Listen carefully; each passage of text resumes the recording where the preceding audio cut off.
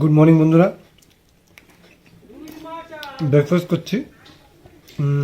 বাবা আমার বাড়িতে নেই, তাই একটু দেরি হয়ে গেছে আজকে বেরোতে। আমাকে নিজেই সব কিছু করতে হচ্ছে। যেটাতে ওটস বানিয়েছি ওতেই খেয়ে নিচ্ছি, দেখুন।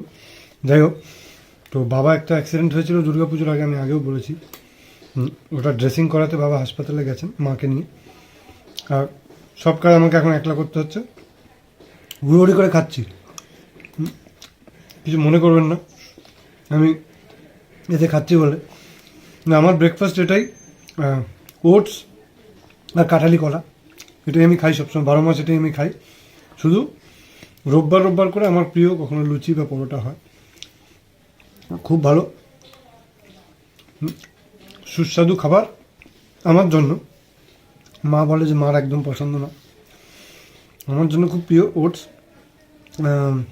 মিউসলি আর কলা। এই তিনটে দিন ডেলি ব্রেকফাস্ট করি।